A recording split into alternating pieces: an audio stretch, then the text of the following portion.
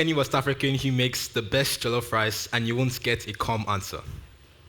You will get an argument, a flag waving, chest stomping cultural battle. They'll say that Nigerian jollof is too smoky, Ghanaian jollof too soft, Senegalese, that's not even real jollof, some would say. While in my opinion, Nigerian jollof is the best, of course, and behind all this banter, there is a hidden truth that we all fail to recognize.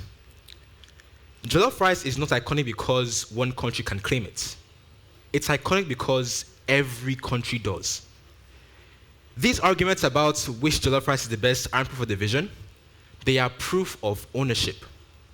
Proof that the dish has been claimed, adapted, and remixed by millions of people. Proof that greatness isn't about guarding an original recipe, but it's about daring to remix it until it becomes your own. That's why it lives forever, and that is innovation. Oxford Dictionary defines innovation as the action or process of creating a new idea, method, or product. But in my opinion, that doesn't tell you the full story. Too often, we think that innovation is a moment of genius, like something just happens. An apple falls in your head and suddenly you've come up with theories of gravity. Too often, we picture innovation as fully formed and perfect at its initial state. But sometimes, it is not a lightning bolt of genius. It is years of refining and refusing to give up until the ordinary becomes extraordinary. Let me give you an example. Step into the year 1970, Bangkok, Thailand. Imagine yourself to be a young woman in your early 30s who has just watched a fire destroy your family's small business, leaving you with no income and no clear way forward. Determined to survive, you turn to cooking street food as a way to make ends meet. At first, you prepare the usual dishes everyone expects. Things like noodles, soups, fried rice, nothing special, but just enough to keep the customers coming. However, over time, you start to think differently. You decide that if you are going to succeed, then you must stand out. So you begin to experiment, slowly saving enough to buy ingredients far above the standard for a regular street store. You start to buy things like crab legs, tiger prawns, golden ikura. With each passing day, you refine your skills, you test new ideas, and you perfect your flavors. And one day, breakthrough. You take the hobo crab omelette, a simple street snack by all means, and you transform it into your own signature dish. The result? A golden, tightly wrapped cylinder filled with sweet crab meat. Breakthrough indeed. And so what begins to spread?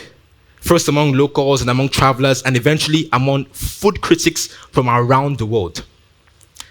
By 2018, after decades of level-headed persistence, you become the first Thai street food chef to earn a Michelin star. And even with all this recognition, you remain committed to your roots, still working at the same food street stall, still cooking every dish yourself, and still charging fair prices.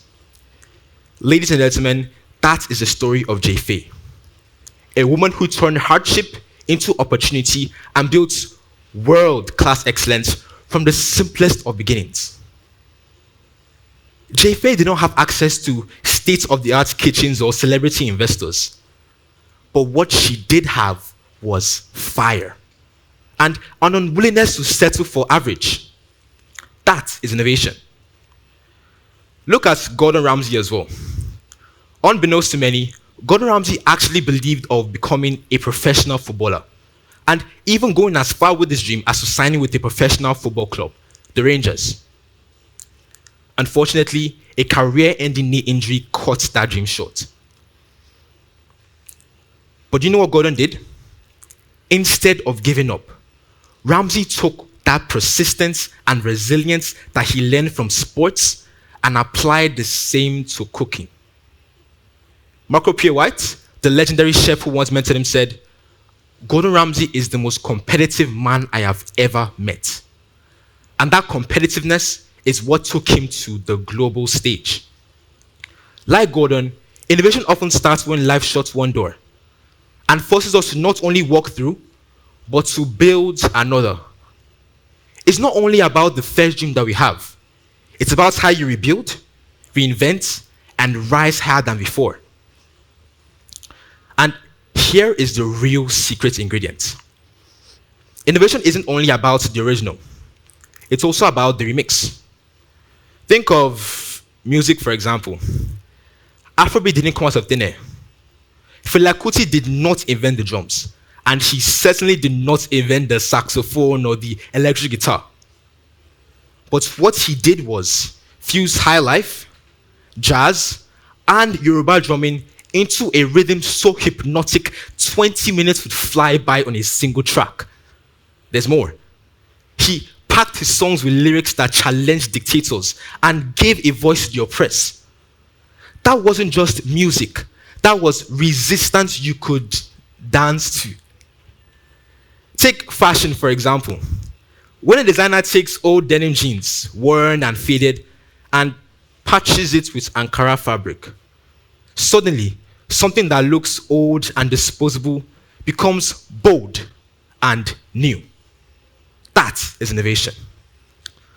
Sometimes innovation looks like Lagos. Walk through Balogun Market on a crowded afternoon and you will see it. A guy by the roadside has combined a dead power bank and a broken flashlight into a 5-hour mini generator. A food vendor nearby is frying puff puff on an old fan cover, flipped over wood. There is no board meeting, there is no blueprints, just raw creativity. That is innovation. And even language itself. When a Nigerian tweets, Omo today no is you, but we move.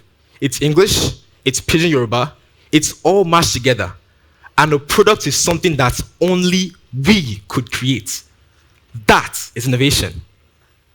So I urge you to abandon the thinking of innovation as a spark, sudden, pure, and perfect in its initial state.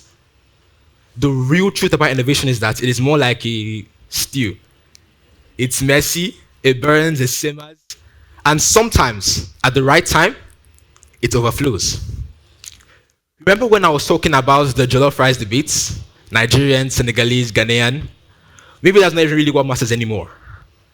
Last week, Hilda Baci broke the record for the largest pot of jollof rice ever recorded. 2,780 kilograms. In one single event, she took a familiar dish and turned it into a global headline. Not by changing the recipe, but by changing the scale. Hilda Baci did not invent jollof rice, but she redefined what was possible with it. That is innovation.